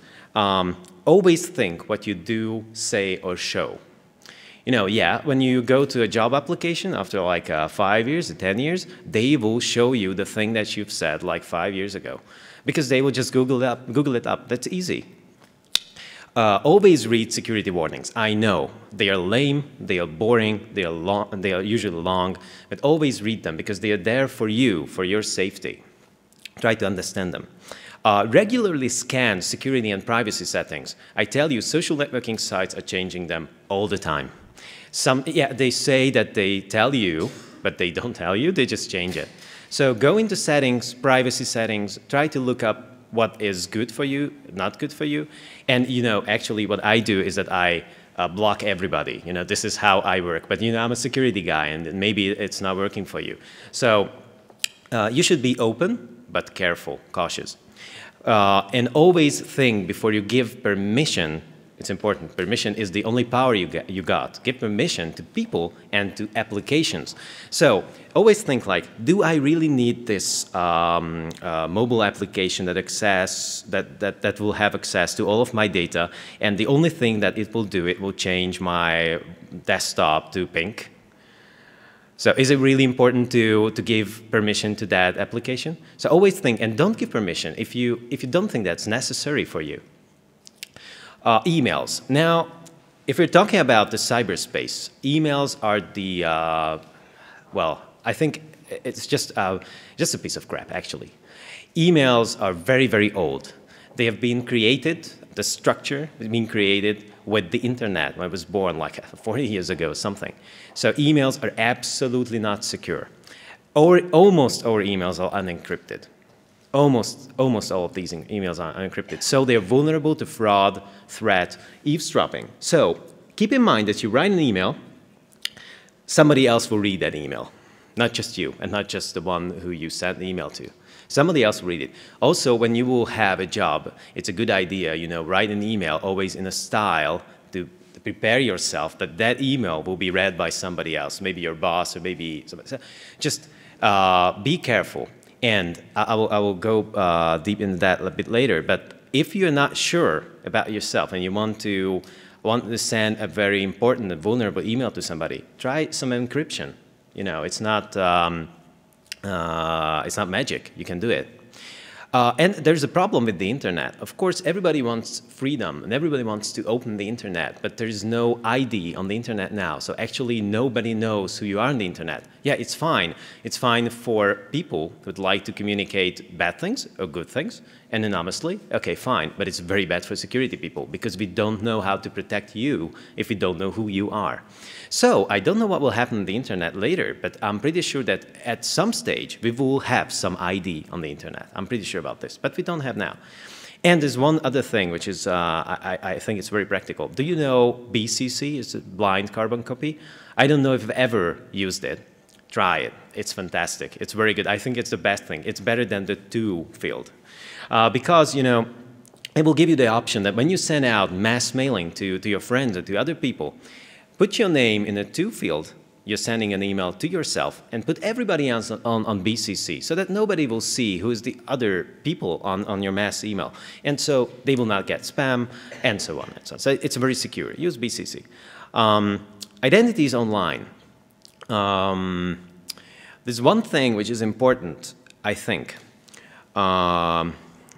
which this may sound strange, but I would not be afraid of using fake IDs. When you are unsure about the area that you're entering into, you can use fake IDs. You don't have to use your real self. But of course, you have to be sure that the way you do it is not illegal. I really don't have time to go deeply into this, but after this presentation, you can come to me and I will explain to you what I mean by that. But don't be afraid of not giving real data to people that you're afraid of. This is important. How many of you are storing passwords in unsafe places? I mean, phone books and notes and everything. Hands up. Oh, but it's very good. Very brave people. The other people do it too. I'm sorry. But only that's, of course, there are some exceptions. Always are some exceptions. So the thing is that most people are storing vulnerable data and passwords on unencrypted space. Unencrypted means that if you cannot remember a password and you put it in a note on your smartphone, on your notebook, and you just say that, I'll just leave it there for a couple of days and then I will write it somewhere else, you will not do it. It's practical, it's easy, you will leave it at the place where it is. So what I would like to say is that you can always use encryption. You can always use password managers. If you don't know what they are, just Google them, password managers. They are very, very good. You can put all the passwords in that manager. I will show you, I have about 500 passwords in my password managers. I don't remember my passwords anymore. And the good side of this is that I can choose any kind of password I want because I will not remember to it. So it will make a big trouble for hackers when they would like to access your content if they find a huge password with a lot of numbers and letters and something in it. There are a lot of security softwares out there, but most of the people are not really using them. They are for desktops, they are for mobile devices, iPads, and all the Android devices. And they're also for smartphones. Virus and malware filters, you should use them. They're good. There are personal firewalls, yeah. Intrusion detection and password managers. And, very important, proper removal of data. When you would like to delete your data from your hard drive or from your systems, you have to do it in a proper way. Because if you just simply say delete, they will not be deleted. You know, they will just they will be just flagged. Like if some other data will come here, we'll put it in its place. But so do a proper removal of data. There are softwares that are available for this. I also would like to draw your attention to this. Hiding your identity using a shield on the internet is possible, and you should use it. Don't give out your real name if it's not really necessary. Or if you do, sometimes I do this, I make a little mistake in my real name. You know, just one letter or two. So that way I can always follow where my data goes. It's very funny. You know, sometimes when I Google up one of my fake names or my altered names in Google, and it brings up a lot of hits, not just the one that I gave my data to. So it's very funny. But also, you can use this to be more secure in cyberspace. Always find a balance. Who you're talking to openly and who you're not talking to. And it's important to find who you're talking to. Communication is a key factor. There are different ways, you know, your friends will talk to you. There are different ways strangers will talk to you and companies will talk to you. And what I'm trying to get here is that to call your attention to protect yourself, protect your individual, and bring up your personal shield to protect yourself from any of the threats on the internet.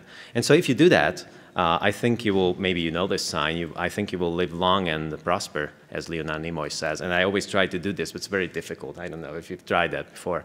It can be done, it's very difficult. So I know that it's been very short, it's been very fast, and maybe it was not really a big amusement.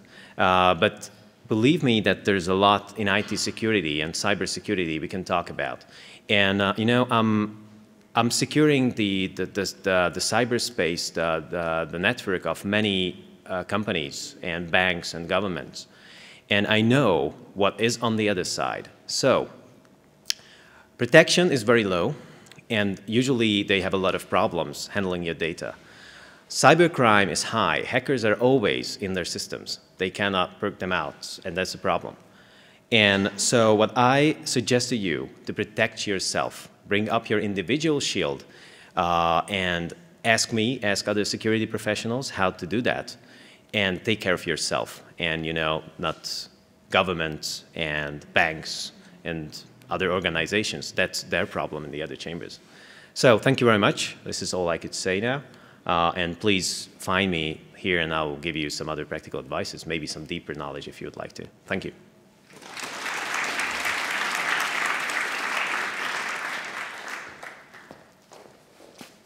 Thank you for the presentation. Now we have a couple of minutes for some questions. Actually, 3 questions we have time, so feel free to sign for me if you have questions. So any keynote speakers welcome your questions, but until you think, I will just give you some information about the future, the near future.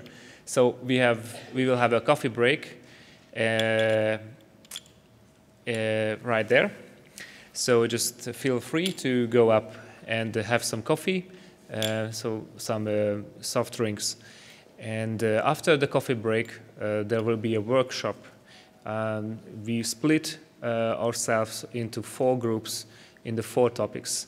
Regarding to this, I will give the floor Mr. Viktor Szabados shortly. And the lunch time will be here, and there will be 2 sessions, 75 minutes after the coffee break, and 75 minutes after the lunchtime. So if you have questions, please sign. If not, yes, one question.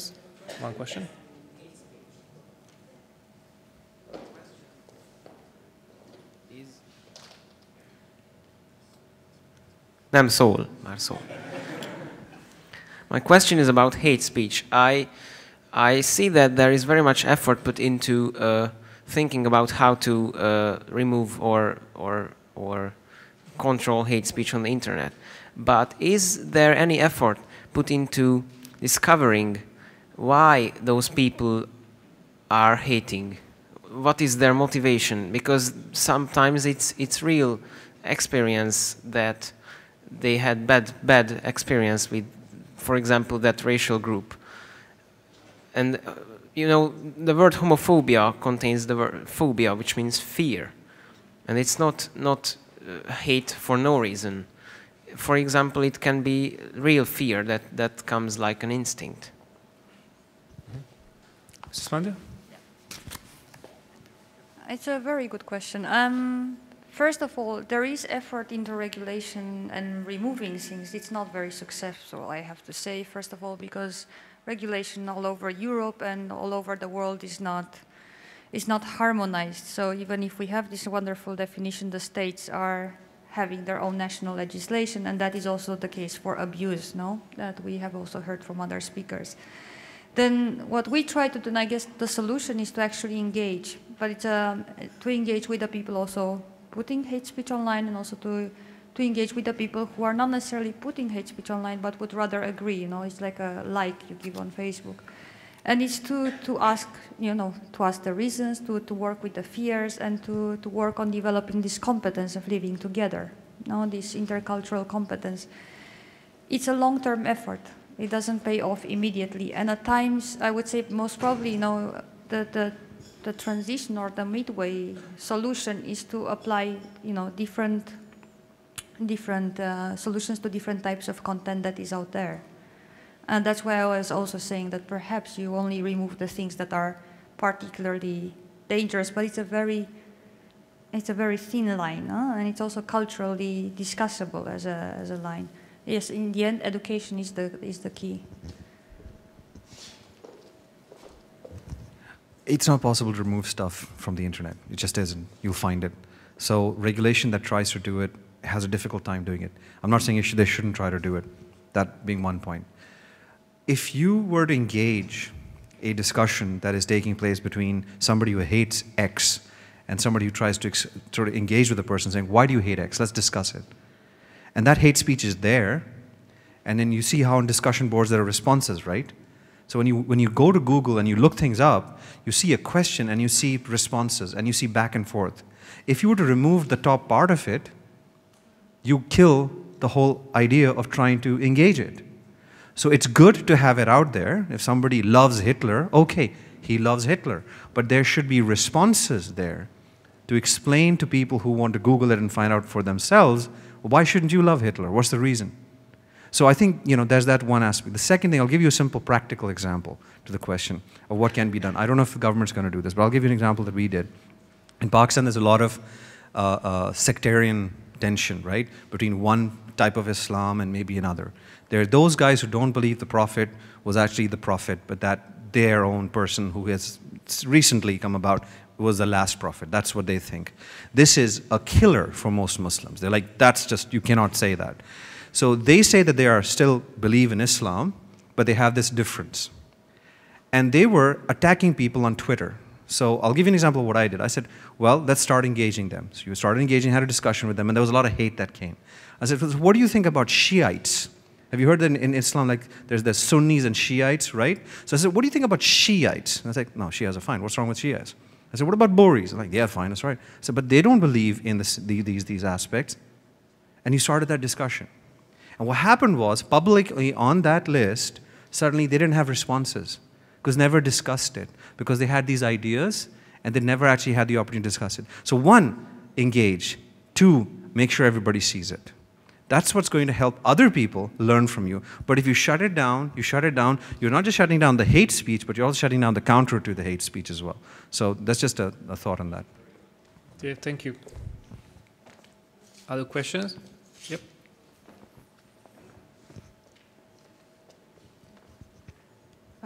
Good morning or good afternoon, everybody. My question is actually to Mr. Jamil Zaid, and he spoke about the aspect about internet governance, especially when government, and I think President Obama recently started calling for the shutting down on some aspect of the internet. Now, listening to him, something is speaking to me. I've been on Yahoo, and I'm just clicking on a video. Nothing wrong with it, just a normal news item. And I'm from Nigeria, and it just tells me this video is not available in your country. And I know there's nothing about the video, just a news item. Now, my question is this, and maybe I'm just being paranoid. Are we not going to get into the same issue about the GATT when it talks about trade restrictions and protectionism that favor developing countries while it kind of depresses the economy of developing countries? Now I'm saying that with that you will say you're protecting us from something we don't know of, but you provide easier access to information, to education for people in the developed world, whereby you limit the amount of information and therefore decrease the intellectual capacity of developing nations because we don't have that kind of access. So I don't know if I'm being paranoid, but this is my concern. Yeah, Mr. Jamil, please. Excellent observation. Two very quick points. One, which kind of relates to what you asked was, if you go online and look for the DNS servers, you'll find they're all over the world. It's not true, and I'm sad that we didn't actually get the response we should have gotten from ICANN. They are all over the world. And just Google on Google and you'll find that. Somebody said yes as well. Number one, so that's not true. And I'll say that because there's this impression being created that the US is trying to block. Obama never wanted to shut down any part of the internet. You will find that a lot of incidents took place in the US. Britain wanted to. The UK actually said during the riots, the UK riots, the London riots, that they shut down the internet. They didn't do it either. Neither did the US. Now, why is it that you are not able to access Hulu or certain videos of YouTube? The reason is that there is an organization called ITU, International Telecommunication Union. And basically, it has rules about broadcasting, which are sometimes national laws, really. And even in Britain, for instance, if you went from here and you got onto the BBC website, sometimes what they'll say is, sorry, this video is not available in where you are. It's only available in the UK. Those are old, very old broadcasting rules, because we can't broadcast across borders. So the old way of regulating things and information has broken down, and you're right. That's ridiculous. What do you mean you cannot broadcast? And so the reason why from the US they're not able to do that, I'll tell you the legal technical reason is they haven't reformed the legislation on broadcasting. So the FCC says you can broadcast videos live streaming outside, but that's going to soon change because YouTube's doing that. A lot of people are broadcasting live as well. So the US is not trying to do that. But let me just say, developing the digital divide, This is exactly the problem that is being brought up in Dubai on the 15th of this year with the ITU. What shocks me is from a developing country, that it is our governments, yours and mine, who are asking that we should be able to do exactly what you said we shouldn't be able to do. That we should be able to block things coming in and stop things from going out. And in fact, what we are doing in developing countries is requesting that something exactly like the GATT issue should be brought about. So you should speak to your own developing country governments, because the US and Europe are saying, no, keep it open, keep it open. But it is the developing countries, especially run by Russia and by the Arab states, and also your telecom providers. Let me give you a simple example of what you in Europe can do. You saw the slide with the telecom operators who were asking that they should be able to implement this with Russia and the Arab states. That's, you know, there's Orange on there, there was T-Mobile, and there was Telenor, or Norway. What can you do to vote? You can start saying, I'm not going to have a contract with them. I'm going to have a contract for using the services of a different provider. Something you can easily do. And you start that on a social network, for instance, and say, we're just not going to use Telenorway's work or Deutsche Telecom's work, so their services anymore. You can vote with that. So that's something you can do in Europe. But you and I need to go back to our developing countries and say, please don't let this happen in December. So that would be my response. Thank you.